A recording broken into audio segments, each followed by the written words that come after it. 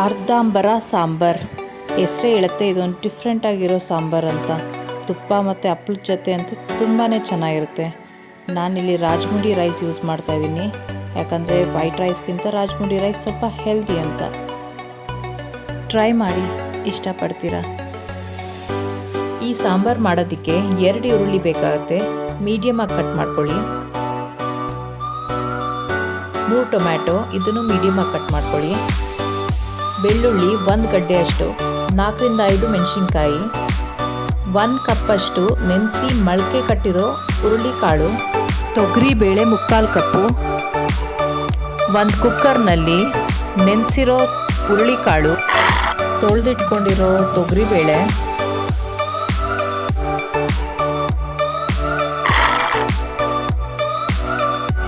ಈರುಳ್ಳಿ, ಹಸಿರು ಮೆಣಸಿನಕಾಯಿ,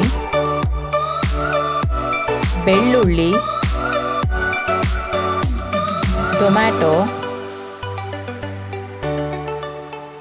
2 ಗ್ಲಾಸಷ್ಟು ನೀರು, 1 ಸ್ಪೂನ್ ಅರಿಶಿಣ, 1 ಸ್ಪೂನ್ ಧನಿಯಾ ಪೌಡರ್, 1 ಸ್ಪೂನಷ್ಟು ಉಪ್ಪು, 1/4 ಸ್ಪೂನಷ್ಟು ಮೆಣಸು, 1 ಸ್ಪೂನಷ್ಟು ಜೀರಿಗೆ, ಇದೆಲ್ಲ ಹಾಕ್ಬಿಟ್ಟು ಮಿಕ್ಸ್ ಮಾಡಿ 2 ವಿಷಿಲ್ ಬರೋಷ್ಟು ಅದನ್ನು ಕೂಗಿಸ್ಬೇಕು. 2 ವಿಷಿಲ್ ಆದಮೇಲೆ ಕುಕ್ಕರ್ ತೆಗೆದು ಕಾಳು ಮತ್ತು ನೀರನ್ನ ಸಪ್ರೇಟ್ ಮಾಡಿ ಇಟ್ಕೋಬೇಕು. ಕಾಳನ್ನೆಲ್ಲ ಒಂದು ಮಿಕ್ಸಿ ಜಾರ್ಗೆ ಹಾಕ್ಕೊಂಡು ಅದನ್ನು ರುಬ್ಕೋಬೇಕು.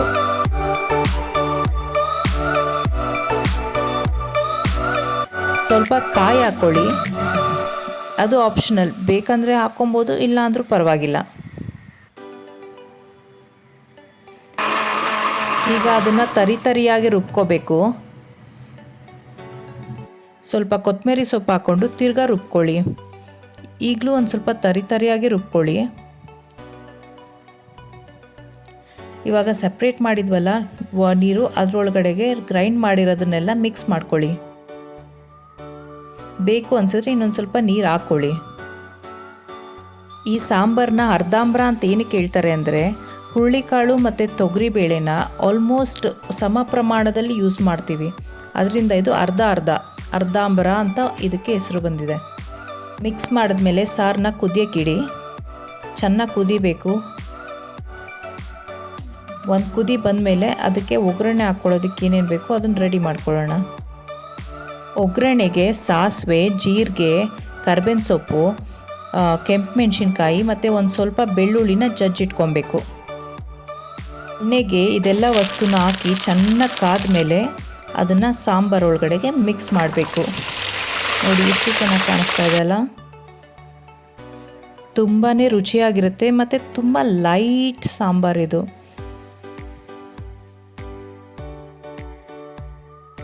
ಎಷ್ಟೋ ಜನಕ್ಕೆ ಈ ಸಾಂಬಾರು ಹೆಸರೇ ಗೊತ್ತಿರಲ್ಲ, ಆದ್ದರಿಂದ ತುಂಬಾ ಯುನೀಕ್ ಆಗಿರೋ ಅರ್ಧಾಂಬರ ಸಾಂಬಾರು ರೆಡಿಯಾಗಿದೆ. ಟ್ರೈ ಮಾಡಿ, ಟೇಸ್ಟ್ ಮಾಡಿ, ಎಂಜಾಯ್ ಮಾಡಿ, ಮತ್ತು ಸಬ್ಸ್ಕ್ರೈಬ್ ಆಗೋದು ಮರಿಬೇಡಿ. Thank you.